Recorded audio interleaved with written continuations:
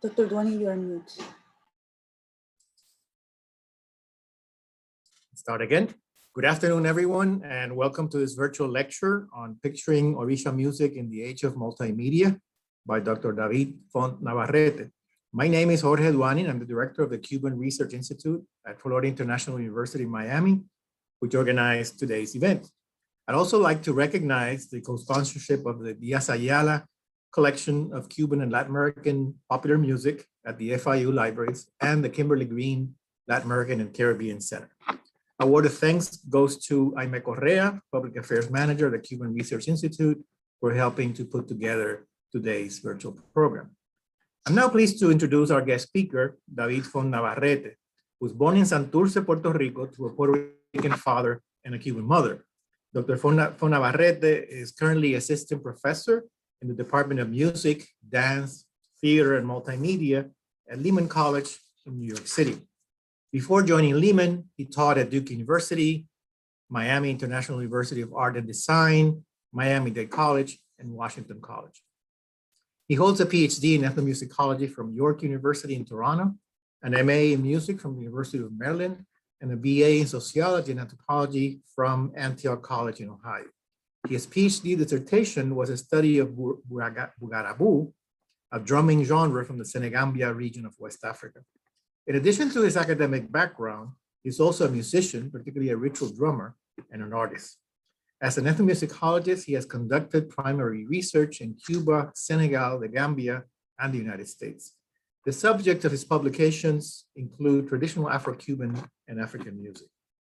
He has several projects currently ongoing, including a co-authored book and multimedia project on Afro-Cuban music titled Lukumi Music, Art, Ritual, and Culture, as a monograph on the confluence of cultural traditions, avant-garde art, and ethnography titled Art and the Edge of Tradition, notes on the Orisha and music in the age of multimedia, and third, an English translation of Lidia Cabrera's classic ethnography, El Monte, which is currently under contract with Duke University Press. He's also the author of several book chapters and articles on African and Afro-Cuban music in professional journals, such as the Journal of Society for American Music, the Journal of Popular Music Studies, and Ethnomusicology Review.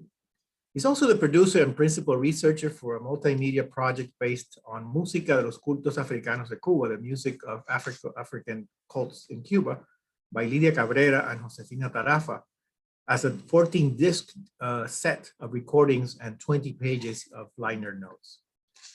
He has lectured widely in the United States, Mexico, Canada, and the United Kingdom, and has received numerous awards for his research, among them from the U.S. Latino Digital Humanities Grant and Aid Program at the University of Houston, the American Folklife Center at the Library of Congress, the Society for American Music, and the Josiah Charles Trent Memorial Foundation. He's also one of the recipients of the 2021 Díaz-Ayala Library Travel Grants, and we're very happy to host his research here in Miami. Our plan for today is as follows. First, we'll hear from Dr. Font-Navarrete, who will summarize his presentation in about 40 minutes. Then we'll open it up for discussion with our virtual audience. And I would like you to know that you should use the Q&A button at the lower part of your computer screen to submit your questions during or after the talk. You can ask your questions in either English or Spanish. I'll raise as many of your questions as possible at the end of the presentation. Our entire event should be over by 3 to 3:15 p.m. So without further ado, I give you Dr. David Font-Navarrete. Good afternoon, everybody. Thank you for the introduction, Dr. Duani. It's been a really overwhelming experience to be here at the collection. I'm honored and I'm grateful to be able to work here. This has helped me emerge from the dark cave of the pandemic, and I want to begin by thanking several people individually. First, of course, to Don Cristobal Díaz-Ayala, whose generosity and obsessive devotion, I would say, created this unique archive where I'm visiting now. I'm in awe of this work here. I'm also deeply grateful for the warm welcome, most especially to Veronica Gonzalez, my research partner here, who is a true expert and a steward of this collection. Thanks also to Paola Salavarria Romero and Jaime Correa, who made planning this very complex trip surprisingly smooth and simple. So I thank all of you. I think, of course, the Cuban Research Institute, the FIU Libraries, the Kimberly Green Latin American and Caribbean Center, and the university. I'm also indebted to a number of other people who I wish could be here to marvel together with me and share their thoughts, including a few people who have passed away.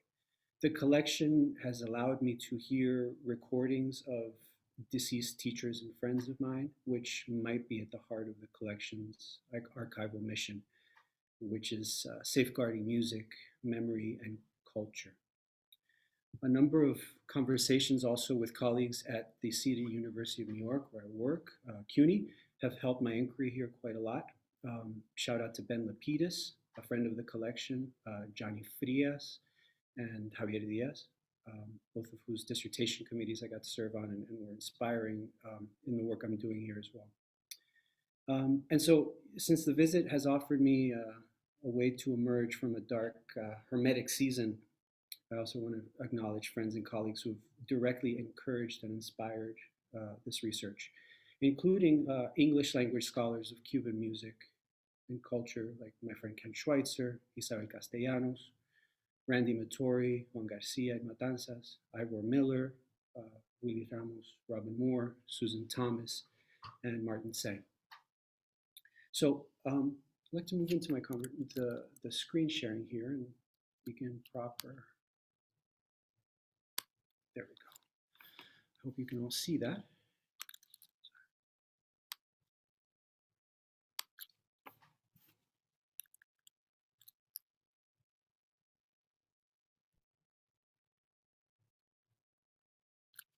Okay. We can edit out the inelegant transition there. First of all, this is the title of my presentation, Picturing Orisha Music in the Age of Multimedia. And I want to acknowledge, in particular, CRI and CUNY alum and UNC professor David Garcia, whose recent book, Listening for Africa, was a direct influence on my work here and an inspiration. In particular, the second chapter of his book, Listening to Africa in the City, in the Laboratory, and on Record, in which he analyzes 3 lecture concerts organized in Havana in 1937 in a historical and critical theoretical vein. That inspired the case study I'll share in the second part of my presentation today. Garcia and Duke University Press put together a video playlist to accompany the book. It includes, like you see here in the middle of the frame, videos of Catherine Dunham performances, which are these seminal events. And in chapter 2, videos and recordings from Gilberto Valdés and his orchestra. Now, I'm here in a sort of laboratory listening to records myself and studying many of the same people and sounds. And I'm here because as this chaotic, hyper-virtual era has made abundantly clear, the internet has its limitations. Things disappear, like the video of Gilberto Valdés. I'm sure another version can be used to fix or replace the broken YouTube links in the playlist, please. But it's the principle at work here in this video unavailable ecosystem that is noteworthy. The internet is an unstable medium. This is a portrait of my current research projects. Prosaically, it's a photograph of an old book in an archive. Specifically, it is Lidia Cabrera's disintegrating copy of a book on Cuban music written by Fernando Ortiz in the 1950s. It's part of the Lidia Cabrera papers at the Cuban Heritage Collection at the University of Miami, basically just down the street from where I'm sitting right now. These are the sort of things I'm studying, music and culture as fragments which disintegrate and overlap. It's abstract, but it's also saturated with meaning and history, and it's a little unsettling in its complexity and evident decay. And it's beautiful. You see here there are 4 pages, each kind of showing through one to the other.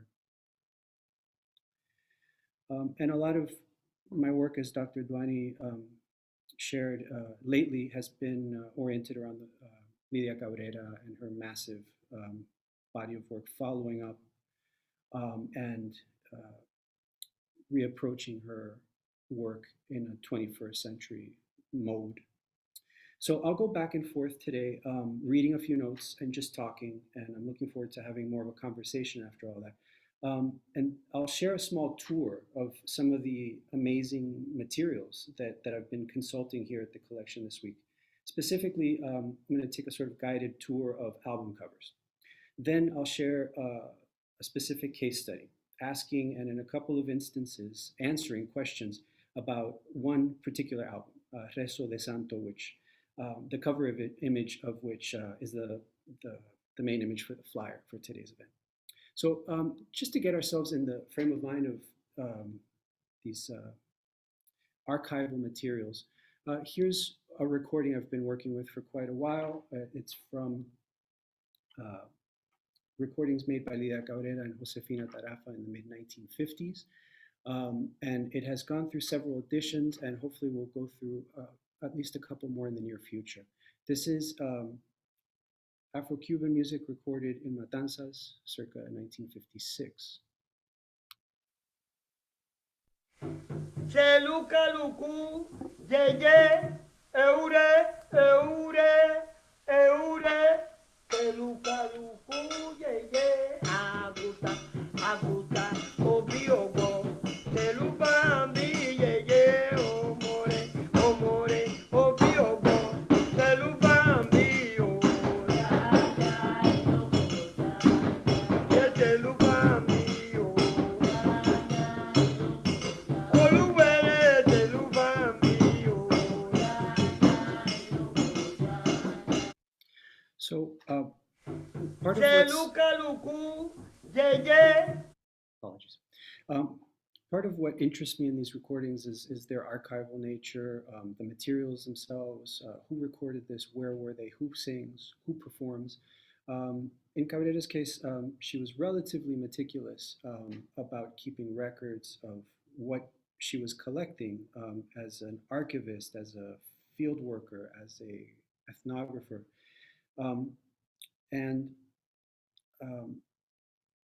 The linguistic material here is significant. It's not just about music, in other words. This is about language and the layers and layers of meaning embedded in music and language, and of course their combination. So here's a very short excerpt of a recitation made around the same time, in the same area, by Cabrera and Tarafa as well. And this is a recitation of essentially a salute or an invocation by an elder at that time named Petronila Hernandez.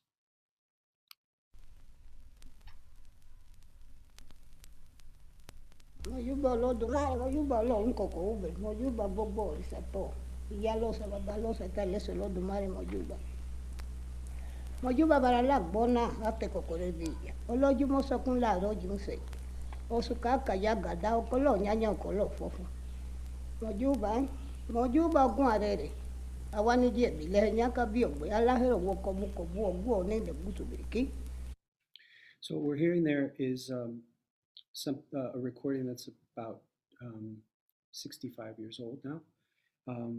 And the melodic content of the recitation is significant, just like the melodic content of the songs, but it's significant in a different way because in West African languages, the tonality of speech conveys meaning. They're genetically tonal. So these recordings are a sort of historical document that I think are quite rare and maybe unique, but certainly precious. One thing that I think you would have picked up on even from those first couple of brief recordings is some of the audio artifacts that come through in these archival recordings. You hear various kinds of hissing, crackles from LP albums. And at the beginning of this, you heard the sort of change in pitch that comes with speeding up or slowing down tape. So these are all like related to multimedia technologies that have an important role in this archival sort of memory. Now, my bigger project right now, which is taking shape as a monograph, is called Art at the Edge of Tradition. The subtitle is Notes on Orisha Music in the Age of Multimedia. And I studied Orisha music, or music, better said, associated with Orisha. These are deities within the Afro-Atlantic sort of devotional and musical sphere. And for more than a century, multiple generations of musicians and scholars have studied Orisha traditions as a quintessential example of transnational historical networks, the African diaspora, the Afro-Atlantic, or the Black Atlantic. And within the enormous breadth and depth of Afro-Cuban culture, musical traditions associated with Orisha deities have become especially prominent, effectively representing sometimes the entirety of African heritage, not just in Cuba, but throughout the Americas, often to the exclusion of other less prominent cultural lineages. I think Orisha traditions need very little introduction at the Cuban Research Institute, but I want to say that my study includes case studies from diverse ritual and cultural ramas or branches of Orisha tradition in West Africa, Trinidad, Brazil, and more recently a sort of Pan-American view of Orisha tradition.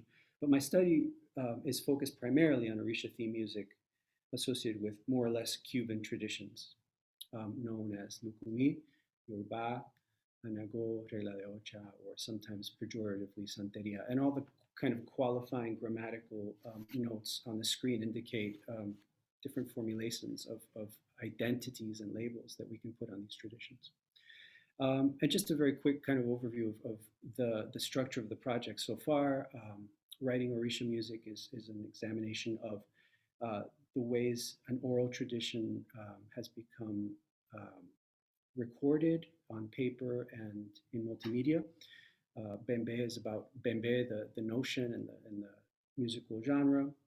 Picturing Orisha music is what I'll be talking about a little today. This notion that imagery associated with Orisha has an important role in understanding the traditions themselves and how they move around the world in time and space. And finally, there's a couple of case studies that I'm working on. One is on a particular song, which we'll hear for just a moment, and the other is an album that I've studied very closely here this week at the collection. One note from Wyatt McGaffey here, I think, kind of keeps us honest in terms of talking about Orisha tradition.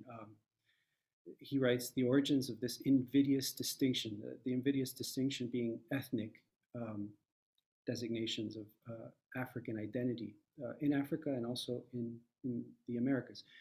The invidious distinction of African ethnicity lies deep in the history of European race theory and not in any real difference between the cultures or histories of different groups of enslaved Africans and their descendants in the Americas. In the 19th century, McGaffey writes, whites were supposed to be further advanced on the evolutionary scale and thus innately superior to blacks. The quote-unquote races of Africa reproduced this relationship in such a way that those of the north of the continent were supposedly superior to those dwelling further south. West Africans were, if not civilized, at least more amenable to civilization than Central Africans, that is, Bantus. Now, this type of Yoruba or Lukumi exceptionalism, which is based on an ethnic framework for understanding the African diaspora, has been deeply encoded in Afro-Cuban music, liturgy, and sometimes inadvertently privileges putatively ethnic or Orisha traditions in a way that has been reinforced by the advocacy of numerous scholars, myself included. But now, in the early 21st century, Orisha traditions have become an Afrocentric lingua franca. The word ashe is analogous to amen or amen, a generic affirmation whose every nuance in pronunciation might suggest both exquisitely complex lineages and an additive, unitary Afrocentric identity. Paradoxically, once again, Orisha traditions have become increasingly prominent emblems of national identity in Cuba, Yet they have also been transplanted from Cuba to the United States, Mexico, Venezuela, and elsewhere, making Cuba, in cultural, historical, and musical terms, a central hub in the Afro-Atlantic. In this global context, Orisha liturgy plays a particular significant role in the Afro-Atlantic throughout the late 20th and early 21st centuries. As a result, multilingual and transnational Afro-Cuban Orisha traditions abound in absurdly ornate paradoxes. For example, devotees drumming and singing the praises of a deified African emperor, Shango, in an aggressively secular nation, Cuba, throughout a half-century long anti-imperialist war. Or, for example, beseeching black gods in gatherings, which may or may not include anyone born in Cuba or even a single black person, in an Afro-Cuban idiom, thousands of miles from either Africa or Cuba, and singing songs whose literal meanings are often profoundly, if perhaps also tantalizingly, obscure to the singers. In Cuba, Orisha music has become a pan-ethnic, pan-African liturgical tradition, while also paradoxically encompassing much more narrowly bounded, arguably tribal identities based on religious affiliation, ethnicity itself, or family ancestries. The relationship between Orisha traditions and Cuban national identity is especially dynamic, and Afro-Cuban music and religion have played a particularly complicated role in the post-Soviet era of austerity and tourism on the island. Since the 1990s, Orisha have become an increasingly prominent facet of the nation's international brand, which in some cases has constituted a significant, if relatively modest, source of income for ritual experts and artists alike. So, in this historical context, Cuban Orisha liturgy has proliferated in both discrete ritual spaces and popular public culture, becoming an increasingly prominent, multifaceted symbol of both Africanness and Cubanness. In one emblematic example from 2015, which you see on the screen, the Cuban government issued a series of postage stamps to commemorate the 50th anniversary of its national folkloric ensemble, the Conjunto Folclórico Nacional de Cuba.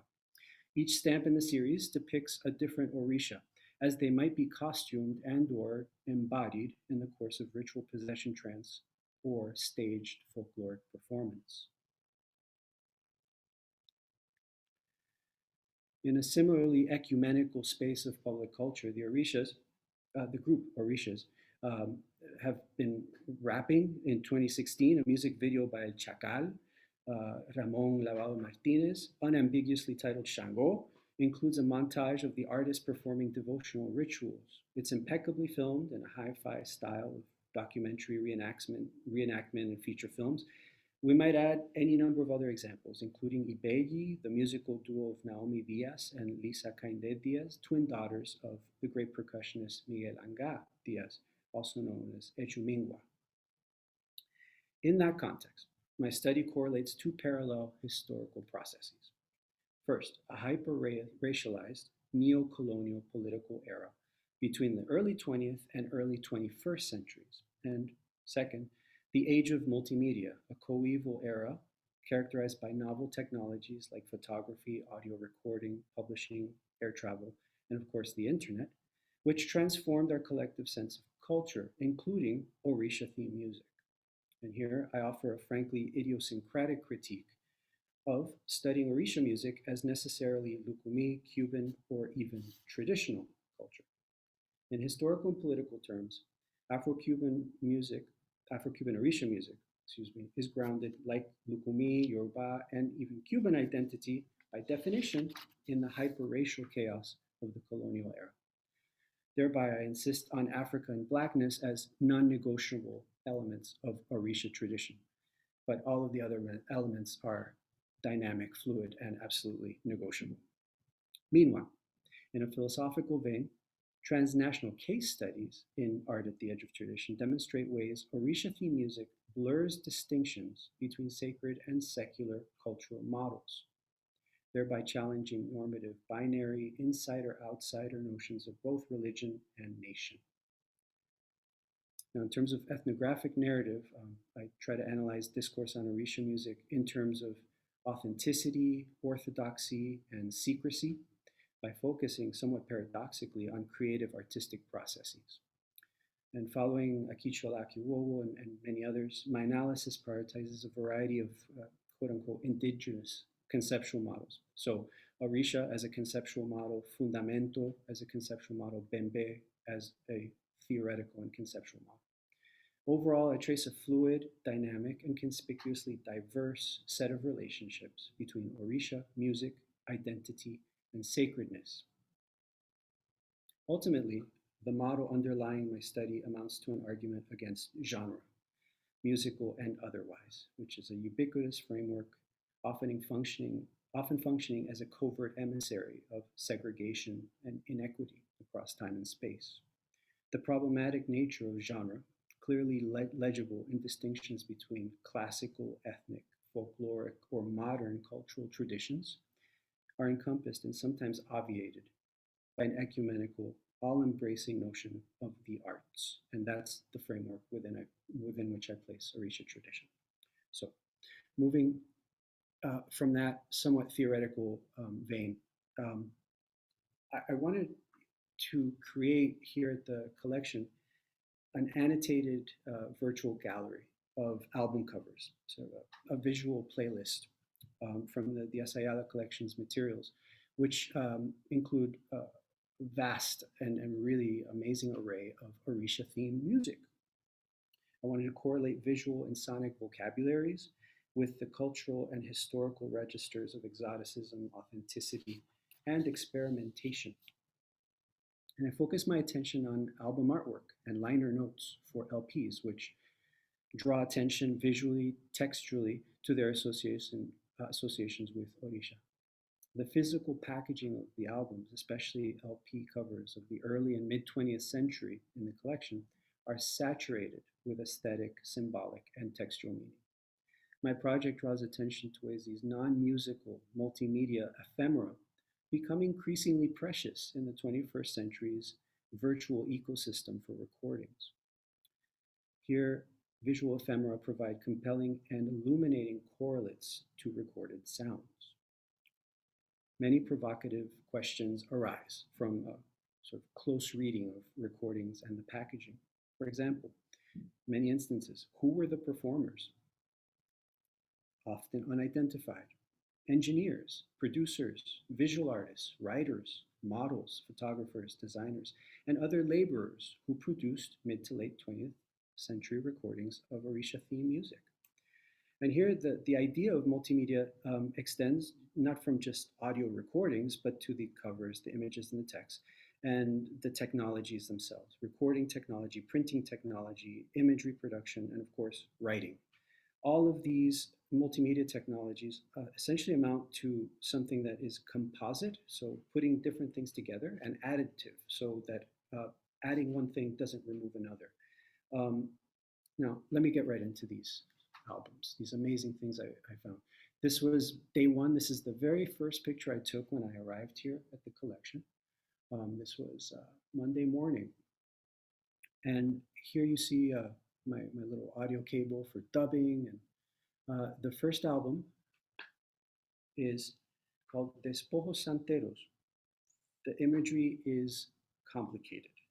So as someone who writes about Afro-Atlantic music and culture, race, religion, caricatures, and abstraction, and of course exoticism, this album is virtually a dissertation that writes itself.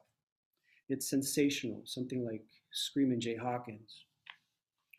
And the back cover of the LP is a vital source of information, which is seldom included in digital music platforms. Even if this album is on Spotify or YouTube or Apple Music, it is virtually impossible for you to find this particular image that you see on the screen. Let's listen to a moment of the opening track.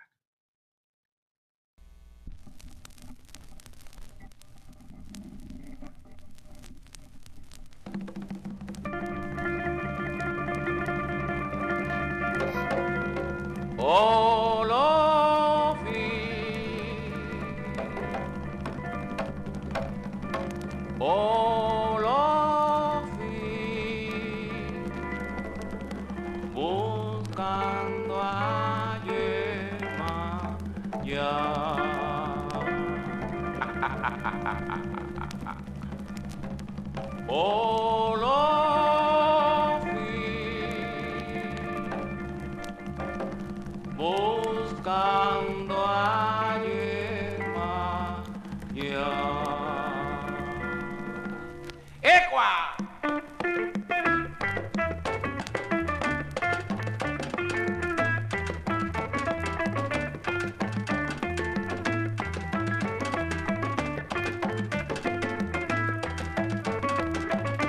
Buscando a Yemaya, buscando a Yemaya, buscando a Yemaya, buscando a Yemaya. Estoy buscando a Yemaya, no le he podido encontrar, mamá. Buscando a Yemaya, buscando a Yemaya, buscando a Yemaya, buscando a Yemaya. A different version of this, a different iteration of this song is included in a seminal, but somewhat obscure now, album by Papuangarica, which features Lázaro Ros singing. I'll play just a clip of that so you can compare the two iterations. Oh, Lofin, oh, moi kuaye, alamo ire.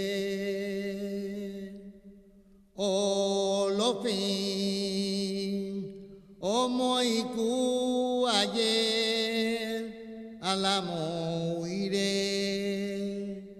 Aremu odudua. Olorun aremu odudua olorun.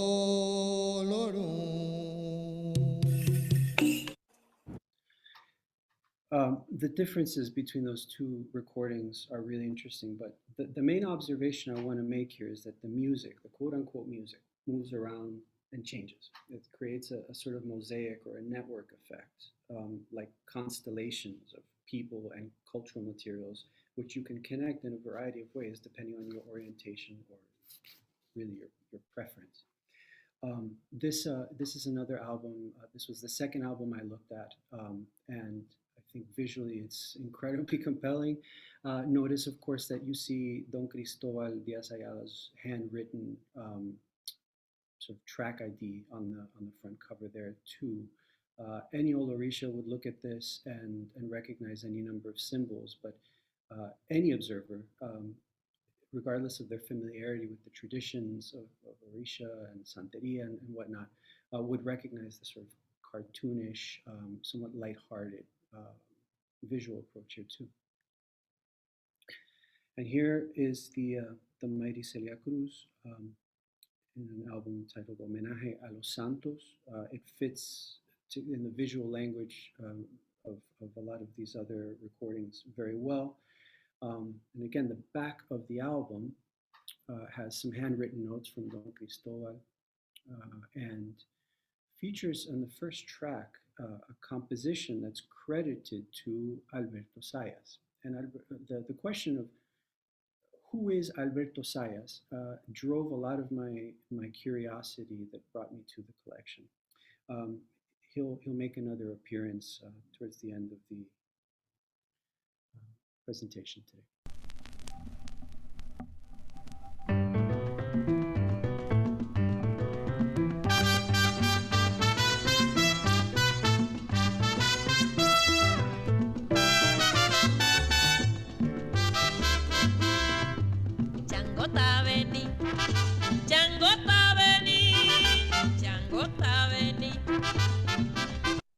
So that was the fourth track on side A. A lot of you probably recognize that. The voice you certainly recognize.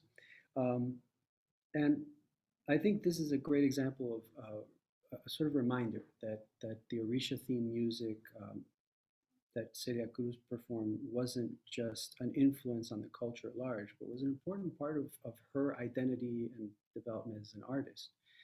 And here's Alberto Sayas, one of the few recordings that has his name as the credited artist.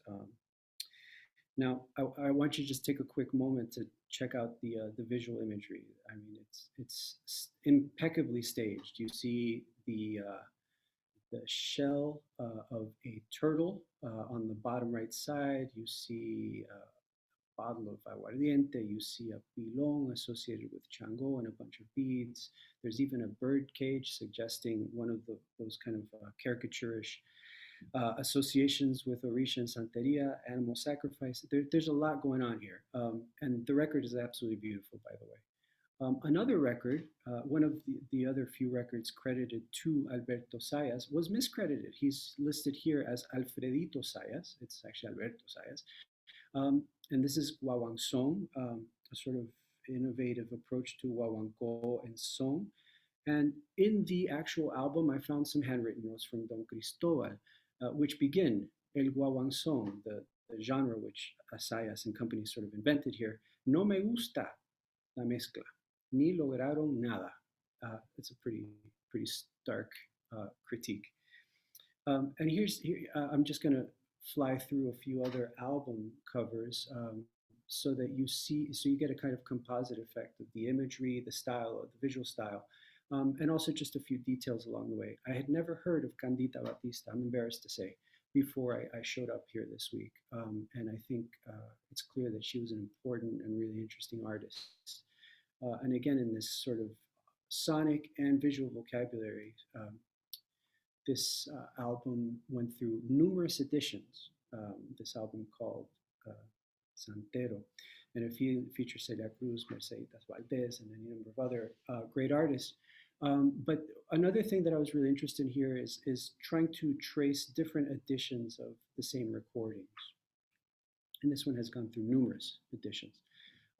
Here's another album which is sort of iconic. A lot of people have this, and the sort of cabaret style, sexualized depiction of women is a clear kind of theme. It's part of the visual vocabulary here. And I don't want anybody to miss the credit on the cover, Auténticos Santeros. There's a really curious relationship here to authenticity, which is somewhat confounding. Again, Santeros Auténticos, different album, sort of a related visual vocabulary. Again, Santa Barbara as the icon, literally iconic figure. And here we go. This label Santero, the label's name is Santero. It was based in New York City and has opened up a whole series of really interesting questions for me. I want to learn more about this label, who was responsible for the publication of these things, because the recordings themselves were pretty influential, especially for American, that is US-based Orisha devotees and people based in the US studying Orisha music. And here's the back cover. Now I want you to notice one very interesting thing here. If you can see it, there's a sort of overprinting going on here where the album was sort of repurposed at the factory. And if I flip this upside down and change the contrast, you'll see that underneath this edition of this Santeria Cubana album on the Santero label has a different album cover underneath it. It's Carlos y Jose, and an album, or maybe a single, titled Mujer de Calle. I found that juxtaposition really funny. So here's another of these iconic and somewhat generic Santo Santeria albums from the same label, Santero, based in New York. And here we come to the kind of main case study that I wanted to look at while I was here. This is Jesuo de Santo, very, very curious album. I'm not sure when it was made. I'm not sure where or when it was recorded. And I'm not sure who many of the musicians are. Now, one thing I know for sure is that Gilberto Valdez was involved. He's listed here as the director of the ensemble. Other than that, nobody else except the narrator who introduces each of the tracks with text, identifying which santo, which Orisha is being addressed in the music. So let's listen to one little bit. Oh, excuse me. sorry, I skipped a step here. Here, I don't know if you can see my pointer, but under the title on the back cover, Acompañamiento con Valdímbula. Valdímbula was the biggest question mark for me here. Who or what was Valdímbula? Because as far as the musicians are concerned, that's the only credit the album gives. There's another edition of this album. 253. 250. Forgive me, these are a little out of order. This is, believe it or not, a different cover of the same album. The musicians on the album itself are not the ones pictured on the cover. These are bata drummers at the time from the Conjunto Folclórico in Cuba. They're not the people who play on the recording, and the back of the album gives you no information whatsoever except that Gilberto Valdés was apparently the director of the ensemble. Now, let me back up a few steps here and tell you why I'm so interested in this recording. Now, the accompaniment on the recording itself is not a bunch of drums. It's not guitars, basses, pianos. The accompaniment is marimbula. And as a lot of you may know, marimbula is a kind of bass lamellophone. It's a thing with keys that you pluck. It's a percussion instrument, but it's a melodic one, which is pretty unusual in Cuba. Marimbula is mostly associated in Cuba with changui out in the east part of the island, and is otherwise a kind of archaic instrument. But what led me to this album was a recording that was shared with me by the aforementioned David Garcia. He shared this recording of Alberto Zayas, recorded in 1941 as a sort of ethnographic field recording by the ethnographer, the US-based ethnographer, Harold Corlander. And I want to play for you a little bit of this recording. I think it's really beautiful, but it's also just plain interesting in musical terms. 253.10.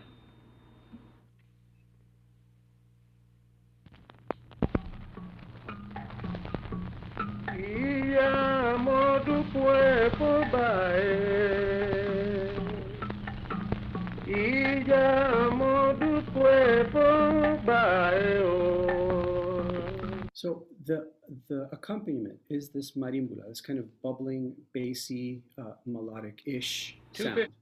And Harold Corlander wrote about Alberto Zayas in an article that he published a few years later. Now, it's hard to wrap my head around this, but 1941 and 1944, all these people were in the middle of the Second World War, and Corlander was going back and forth to Cuba. It's really, there are any number of interesting backstories here, but he wrote about Zayas, and he said, Fernando Ortiz's young friend, Alfredo Zayas, again misidentified, came to my room and we talked about the Lucumí, Abacua, Arara, and various Congo cults in Cuba. He's an eager young man, a little on the plump side, well-mannered, and very conscious of matters pertaining to cults. He comes from Matanzas province, where the Lucumí and Abacua are particularly strong, and feels quite proud to be one of Fernando Ortiz's informants.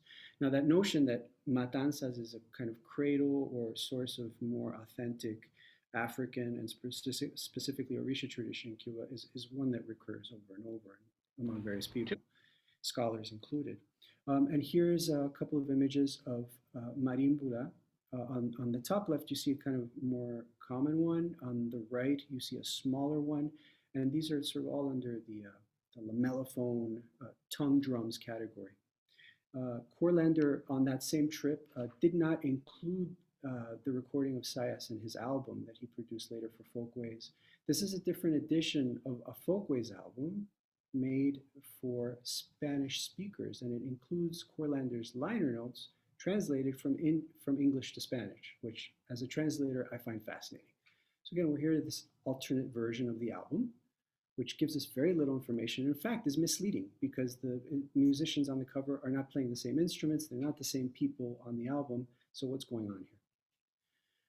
So my questions here in Spanish, who is, quién es, o qué es, Valdímbula? And Valdimbula is an instrument that Gilberto Valdés essentially invented. A 1971 article by a man named Donald Thompson actually revealed this to me. Thank you, JSTOR. Despite the fact that it's behind a paywall, it's really useful. Now, the rest of it stayed a mystery. I'll play just one quick clip of the recording that I already had, which came to me by way of Apple Music and YouTube and all the rest. So I just want to hear the sound of the marimbola accompaniment and this otherwise extremely traditional sounding, folkloric sounding recording. Changó, al que todos conocemos como Santa Bárbara. Este es el santo más joven. En este caso, Changó es hombre. Ogodo paloma yo yo, ogodo alabate calor, Chango ele pues mío, tú de mío bayo codo. Ogodo paloma yo yo, ogodo alabate calor, ele pues mío, tú de mío bayo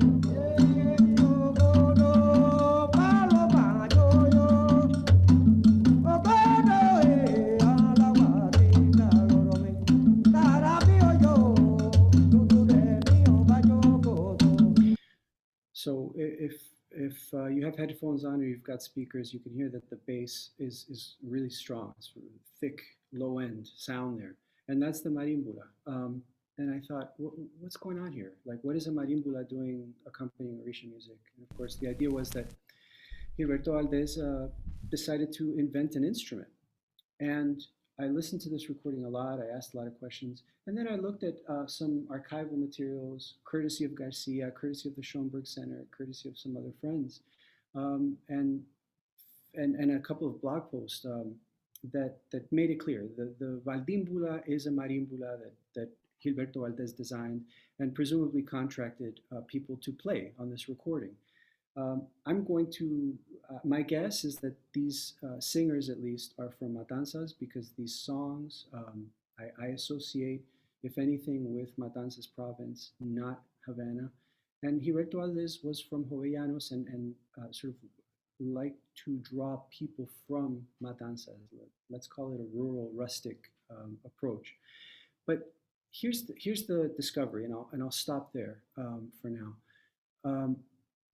The album, this particular version of the album, not the other one with the bata drummers, this particular version of the album has an introduction, which was not digitized, did not make it onto YouTube, did not make it onto Apple Music. And in it, the narrator and a percussionist, it might be Gilberto Valdés or one of the other musicians, explain very clearly what's going on with this valdimbula, or the marimbula that was invented by Valdés. And here's the explanation.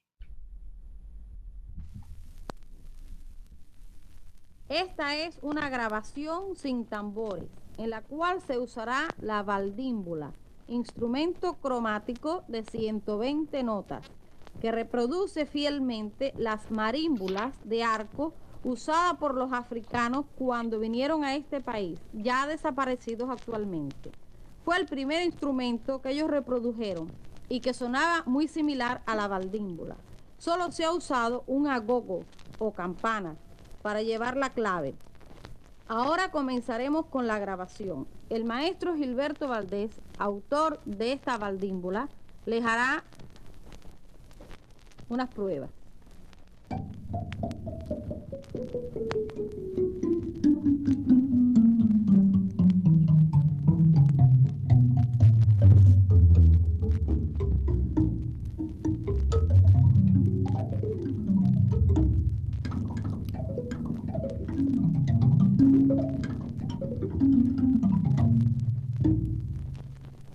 Ahora comenzaremos con estos cantos y rezos africanos.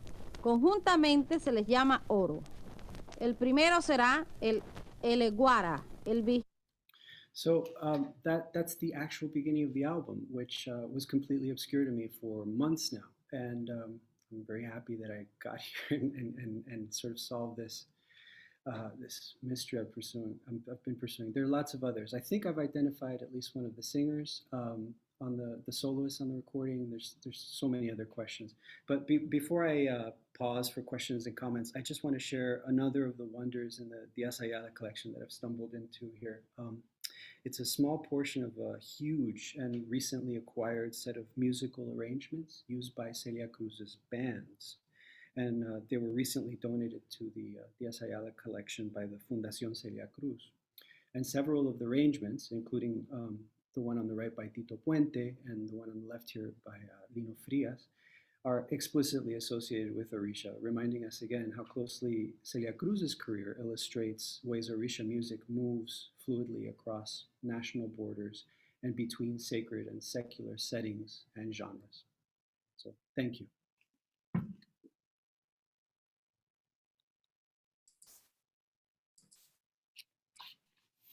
Thank you, David, and thank you for that very interesting presentation. I know you have much more to say, but perhaps we can cover some of that material in the Q&A. And now let me remind the audience that you can submit your questions via the Q&A button at the bottom of your screen. And we'll do as well as possible to answer those questions, or David will answer those questions. But before we turn, I know there's a couple of questions already waiting in the Q&A. But I wanted to ask David a couple of basic questions, perhaps, to start the conversation. First of all, David, can you say a little more about Lidia Cabrera and why her work is so important for your research project, especially for those of us who don't know much about her work with Afro-Cuban music in particular?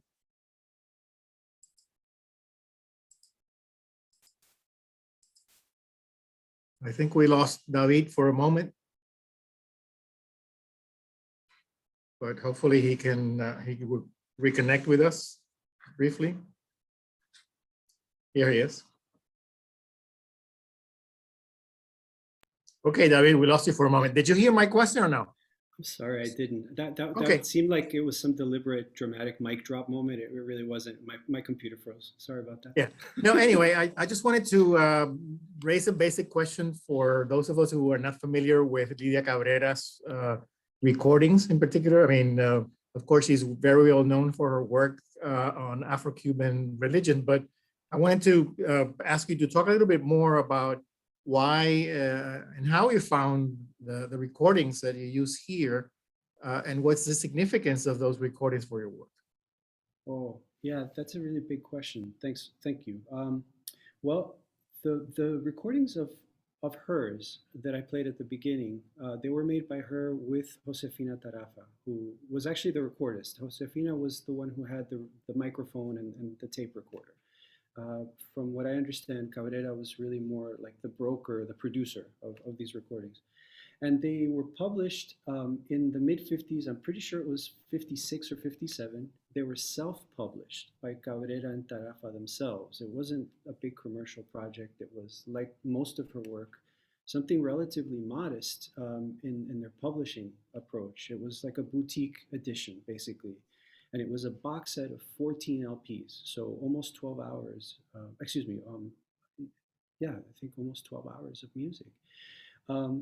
And the records themselves came in a box with a 20-page set of liner notes. Now, these were collector's items. I think she probably gave them away. I think her and Tarafa probably gave them away as gifts to people and put them in various archives. And I only know at the moment of 2 copies of that collection, and the physical copies that exist in any archival institutions right now. One is at the Library of Congress, and another one is in the Ethnographic Museum in Switzerland, the Genève, the MEG, Museum Ethnographique de Genève. Which means that as a material object, it's unbelievably rare. Right, but I came to the recordings in the early 2000s when Smithsonian Folkways released an anthology of them, which was beautifully curated and annotated by Morton Marks. But I realized that those recordings were like, less than a third of the original collection. So then I went on a sort of obsessive mission to find everything I could about them. And I'm working now with Martin Tseng and the Cuban Heritage Collection to essentially annotate and make them more available to the general public and expand them. I mean, I think part of the most interesting thing that we're trying to do with that collection of recordings is make them collaborative in nature, which I think is very much in the Cabrera spirit, a sort of open source approach to the material where experts, archival materials can sort of complement that collection. Can I ask you another basic question before we turn to the audience? I was wondering, how did you select these recordings in particular? It does seem like you had some system, some method, and I'm wondering, is it the dates of the recordings? Is it mostly that there were commercial recordings of music? Was it mostly sacred music that you were looking at? Were these recordings recorded in Cuba before the revolution? So tell us a little bit more about your corpus of materials. So, and you're talking about the LPs that I showed the covers of. Yeah, Yes. I mean, there was a little bit of a method to the madness, but mostly I was looking for things that were very explicit in their Orisha themes. That's what I was looking for. And it's a very, also, you know, the LP tells you a historical era that those fit in. I mean, you're talking essentially about mid 20th century. Now, as far as where they were recorded and published, that's where the story gets very, very complicated. But my criteria was basically to look for Orisha themed LPs in this collection. And I was looking for the visual cues as much as for the sonic ones, because some of those albums are big. They're like, there would be a guaracha singing to Santa Barbara and Chango, but it wasn't folkloric. So the way all of these albums can sort of flow between secular or ostensibly sacred and secular styles of music was really interesting to me. So that was part of it. I wasn't looking for especially folkloric or especially popular music. In general, I'm looking for the relationship between tradition and experimentation. That was really the criteria. Okay, great. And now we'll turn some of the questions that we have on screen. One of them is from our colleague, Jean Rosenberg, who wants to know, I think it's a related question, why were so many Orisha music albums produced in New York City rather than Cuba itself? Who and where were the markets for these albums at the time they were produced? I really don't know the answer to that question. It's an amazing one. I mean, that's one of my questions. And I think the only answer I can give now is that the audiences must have been pretty varied. I suspect there were a lot of kind of insider specialists that would, you know, that knew this was going to come out before it hit the street, or knew the musicians, or something like that.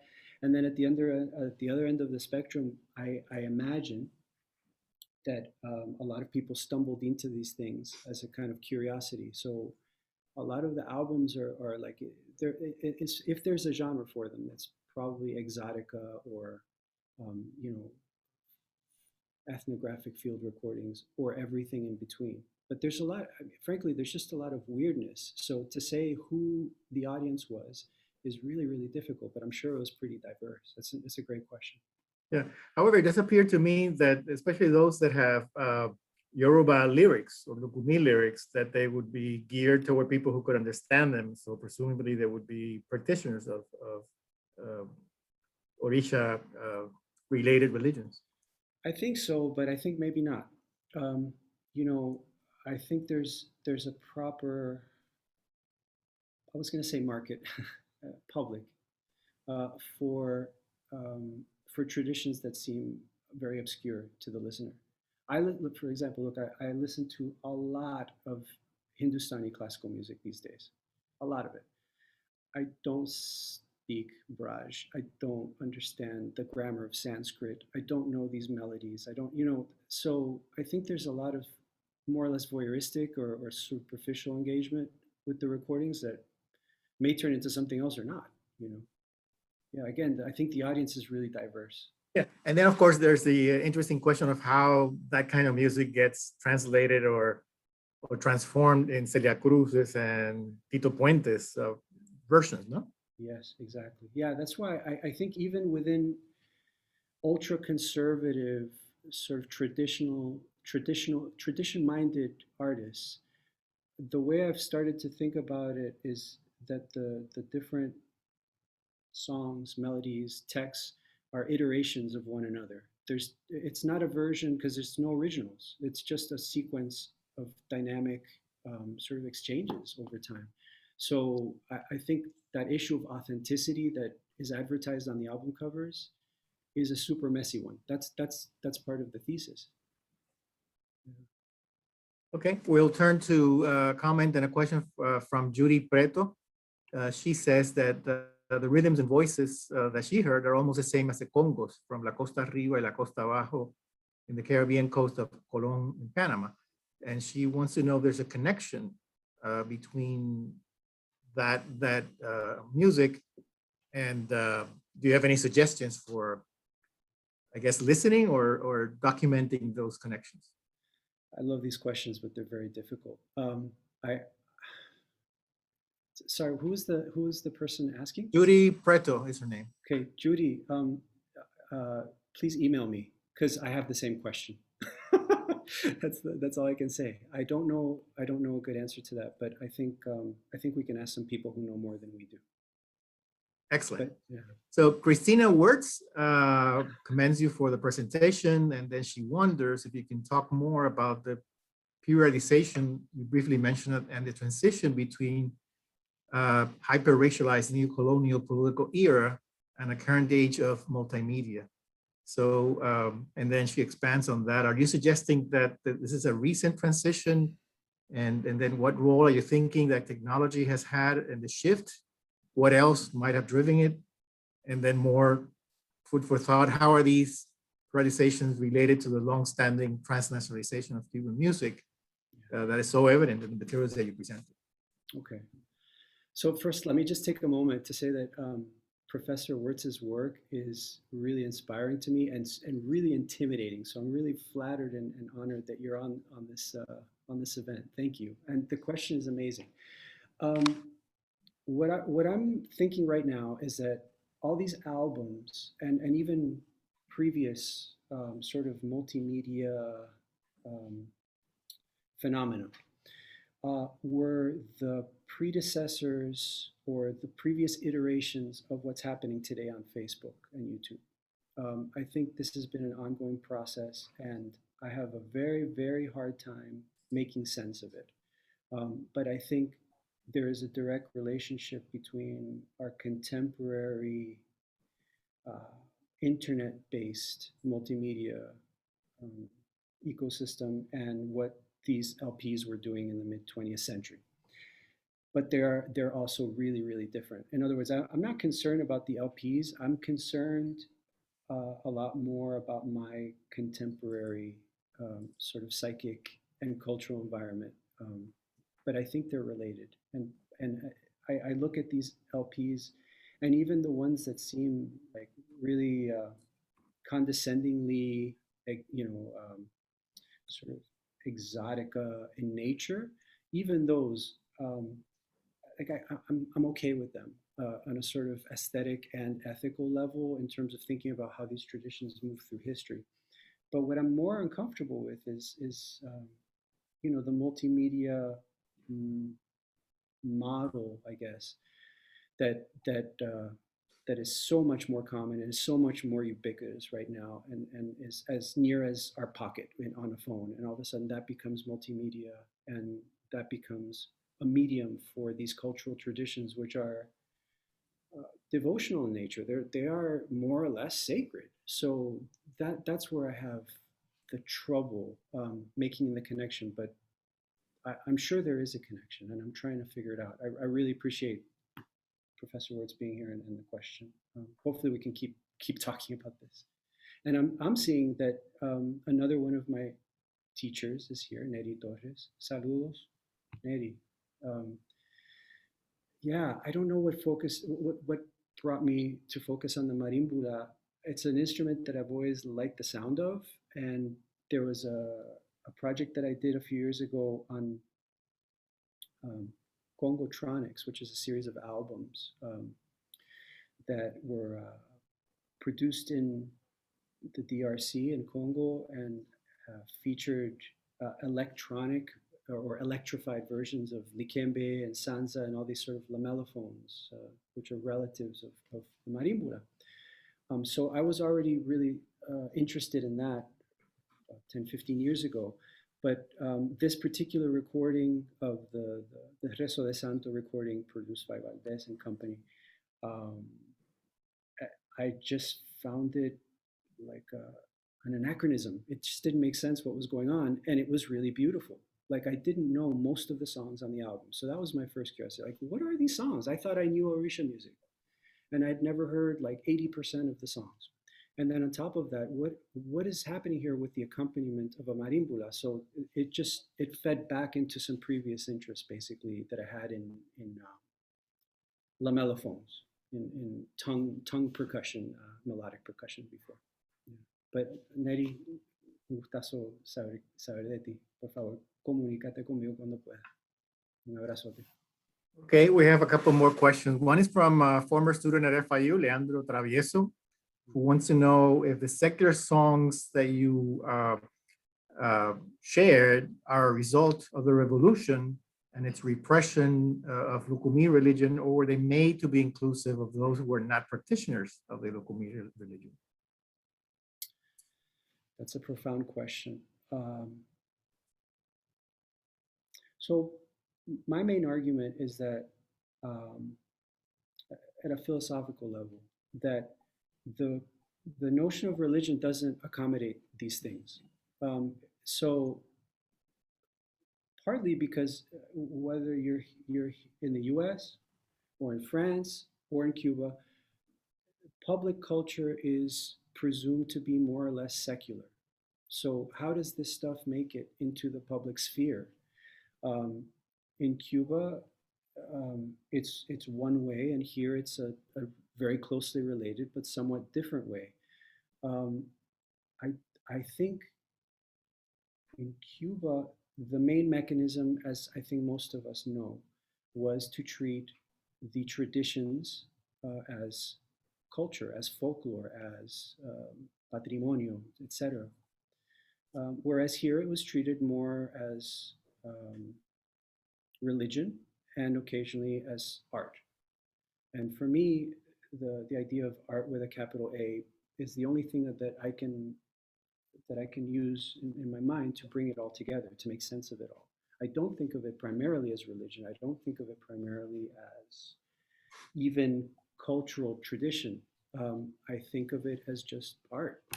And art is very complicated, so it accommodates all of these various dynamics. But repression of the religious traditions in Cuba is just fascinating. Like, and the question of how it has affected the traditions themselves over time is a fascinating and very messy, delicate one, actually.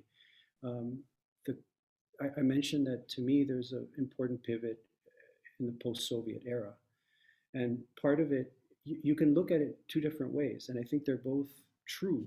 They're both interesting and they're both useful. One is that there was a type of commercialization going on, which was already, firmly in place in the US, of the traditions. So it's a gig. It's cultural material that you use, artistically and create work from it. But the other one is to sort of segregate it and treat it like an artifact. Maybe a valuable one, maybe it becomes commercial, but essentially there is a post-revolutionary attitude towards the traditions that is patently anti-religious. But from the 90s onward, the commercialization and the religiosity becoming more public and more important as a source of real income for artists, for priests. I think all of those things happen simultaneously. I can't presume to untangle them, honestly. But all of that is happening basically in the US and in Cuba and elsewhere all at once, as far as I can tell. And I think we have what seems to be a follow-up question from our colleague Marisol Quevedo. And she asks, how do these US-based releases that you showed or you shared, compared to the recordings made and released in Cuba, such as those that were made by Argelis León and Maria Teresa Linares? Yeah. Another massively interesting question that I can barely answer.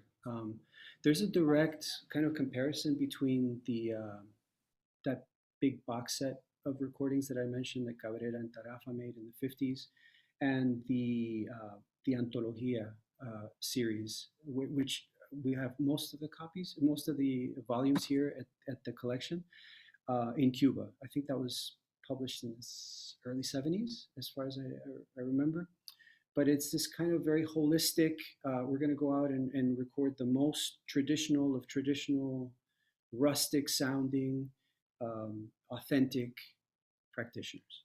And in both cases, it's very successul, and they're massive projects. Those two projects I can compare very well. The stuff Argelis León collected, I have a harder time fitting that into a scheme of things. But that's a very direct comparison I can make. The Antología and the Música de los Cultos Africanos en Cuba, those to me are sister publications, so to speak, in their format and in their content.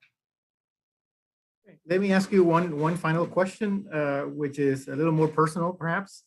I'm just curious about how you have combined your own academic training as a musicologist with your experience as a performer, and how that has given you insights into the work that you do on Afro-Cuban music. It's a really hard question. I don't know. I can't separate those either, but there's only 24 hours in a day. So what I found is that the last few years, I've focused on study, on scholarship and that line of work, basically. But I think. Have you actually played any of this music yourself? Yeah, well, sometimes very badly, but yeah, I have, and that preceded my graduate school and my work as an ethnomusicologist by many years.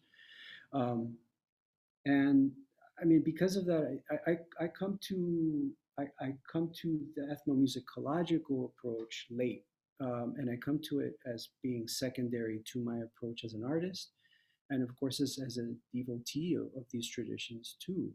So I think the main relationship there is just to be very as attuned as possible and as humble as possible about the real world consequences of scholarship. I think it's easy to get in bubbles, whether it's as an artist or a priest or as a scholar. And the only thing I can say for the moment is that I'm trying to be conscientious, about how I navigate those various modes. Thank you so much. Unfortunately, we've run out of time, as we usually do. But I want to thank also the audience for joining us today and sending us your questions. We look forward to your attendance in other virtual events on Cuban and Cuban American studies. And hopefully we'll be able to gather in person soon. Thank you very much. Thank you.